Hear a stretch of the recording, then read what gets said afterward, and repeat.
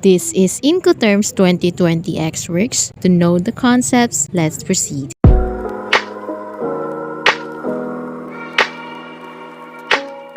X-Works means that the seller, when he places the goods at the disposal of the buyer at the seller's warehouse or premises or another named place. For example, works, factory, warehouse, etc. And X-Works, it is not cleared for export. Hindi din ito loaded on any collecting vehicle. X-Works represents minimum obligation for the seller, and the buyer has to bear all costs and risks involved in taking the goods from the seller's premises. When we say X-Works, ito ang pinaka-basic shipping agreement between the buyer and the seller. Why is it the basic? Kasi ang responsibility lamang ni seller ay is to place the goods sa pinagkasunduang lokasyon ni buyer and the seller. For example, si buyer and seller pinagkasunduang ilagay ang goods sa seller's factory and ready for pick up by the buyer. So, hanggang dun lang ang obligation ni seller. Ang gagastusin lang ni seller dito ay, of course, yung cost of goods. Yun lang kasi wala namang delivery na nangyari since ipipick up na ito ni buyer from seller's warehouse. Yan naman, ang responsibility ni buyer is to transport and deliver the goods to its final destination or the country of destination or the buyer's warehouse. Kaya naman, ang responsibility ni buyer is to pick up goods from seller's warehouse or the agreed place. In this example, ang terms of purchase natin is the cost of goods. So, ano-ano nga ba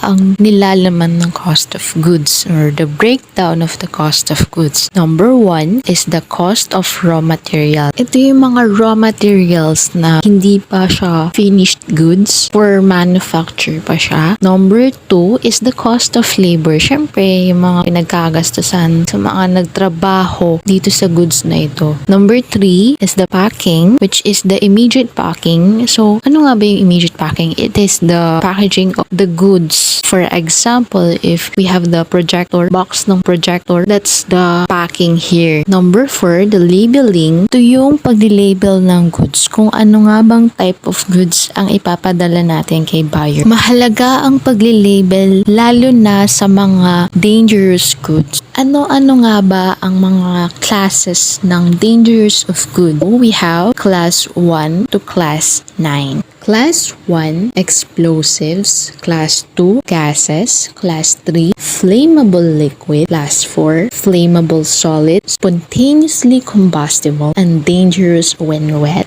Class 5, oxidizer, organic peroxide. Class 6, poison, toxic, poison inhalation hazard, infectious substance. Class 7, radioactive. Class 8, corrosive. And Class 9, miscellaneous hazardous material. Kaya naman kung ang goods natin ay under sa mga classes na ito, mahalagang lagyan ito ng label para malaman ng mga shipper, mga forwarders kung paano ito ha-handle with care. Number 5, marking. So, marking, ito yung mga descriptive name, identification, number, instructions, kung paano mo i-handle ang good, cautions, kung ano nga ba yung mga bawal sa goods na ito, mga bawal na gawin, way, specifications, UN marks, or yung combinations ng mga ito. So, ang marking dapat is, ito ay dapat English. Siyempre, English is the universal language para maintindihan ng lahat. Dapat nakaprint din ito, maayos itong nakalagay sa package. Hindi din ito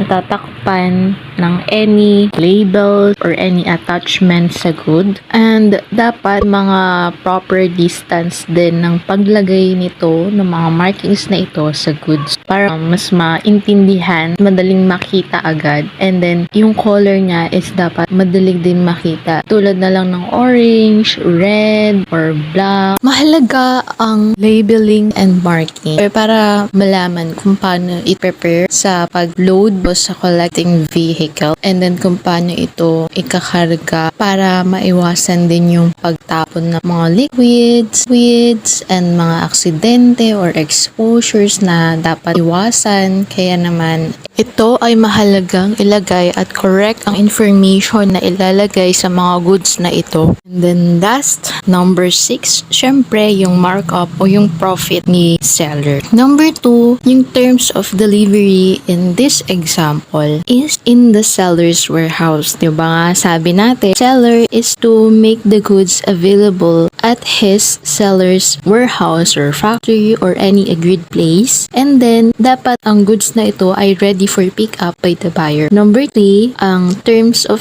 trade. Siyempre, yung responsibility ni seller and buyer, dapat naka-indicate ito sa agreement natin. So, para magkaroon man ng breach ng agreement na hindi ginawa ni seller or ni buyer, pwede mag-back out si seller or the buyer. Ang Incoterms 2020, siyempre, yung ex-works. There are other scenarios kapag magdadagdag ng agreement with the seller and the buyer. For example, si buyer and seller pinagkasunduan din nila na i-load na din ni seller ang goods sa collecting vehicle ni buyer. So, kasama na din sa gagastusan ni seller ang loading charge. Note na lamang, dapat naka-indicate ito sa contract between buyer and seller na si seller ang maglo-load ng goods sa collecting vehicle ni buyer. Therefore, ang terms of purchase is yung cost of goods, loading charge, and then yung terms of delivery, of course, in the seller's factory pa din. And then the terms of trade, as usual, yun pa din yung responsibility ni seller is to make the goods available at the seller's warehouse or any agreed place between the buyer. And then, syempre, yung loading charge, yung responsibility din ni seller is to load the goods into the collecting vehicle ni buyer. So, pag na-breach yun, pwede mag-back out si seller or the buyer. Another scenario, minsan pinagkakasunduan din ng buyer and seller na i-deliver ang goods sa specific location sa country of origin kung saan ready for pick up by the buyer. For example, they have agreed na i-deliver ang goods outside the seller's factory. For example, sa SM, doon i-deliver, doon din ipipick up ni buyer. Meaning, kasama na sa gagastusin ni seller ang transportation cost. Kaya naman, ang terms of purchase natin ay ang cost of goods, loading charge, transportation cost, or pwede ding naman, and this is optional, the inland insurance. Number 2, ang terms of delivery natin is the agreed place, which is yung SM, and it is maybe delivered elsewhere. Paano nga ba natin madedetermine kung ito ay for import or for export? So, ang lagi nating format for ex-works is ex-works,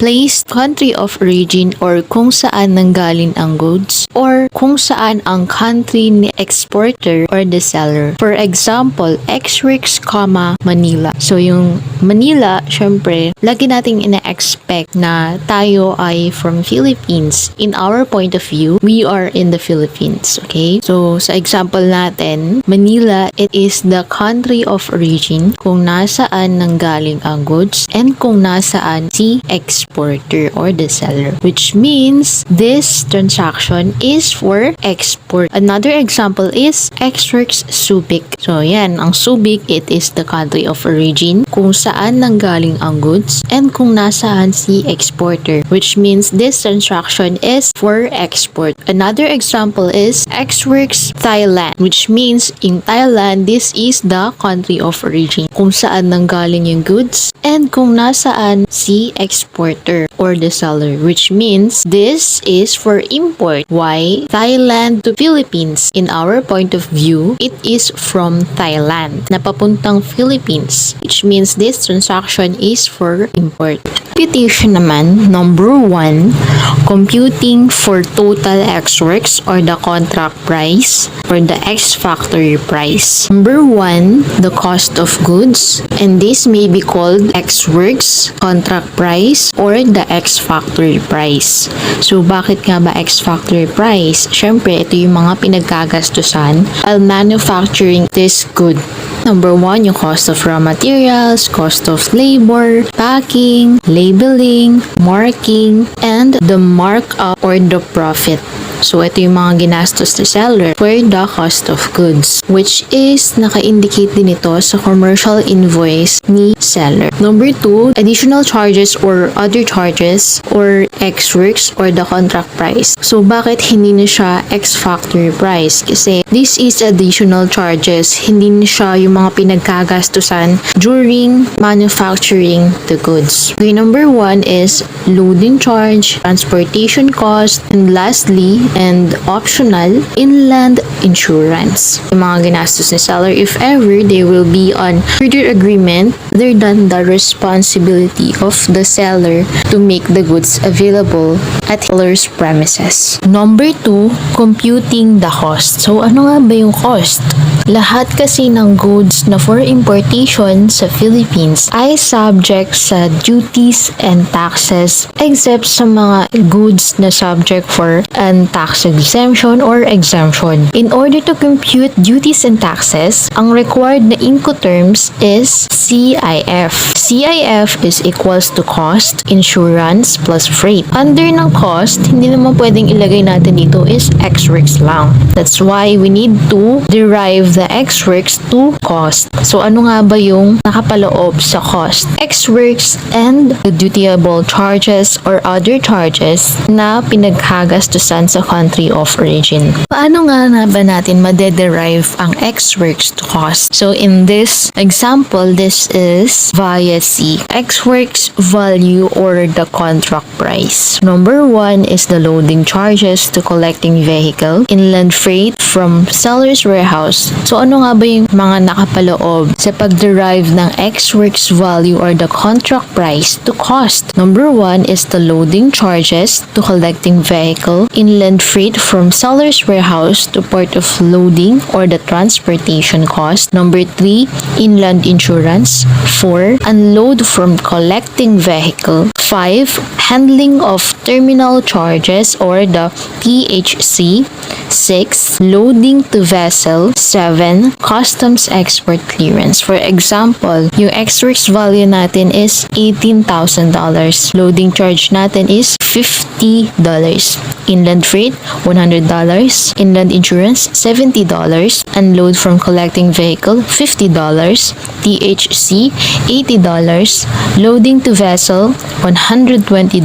Customs export clearance, $250. So, in computing this, we need calculators. We need calculator. $18, $18,000 plus $50, $100, 70, 50, 80, 120, 250, which is we will be having the total cost of $80,720. So in this example, this breakdown or this derivation from ex-works to cost did into via air. Number 6, ilalagay mo lang dito is loading to aircraft.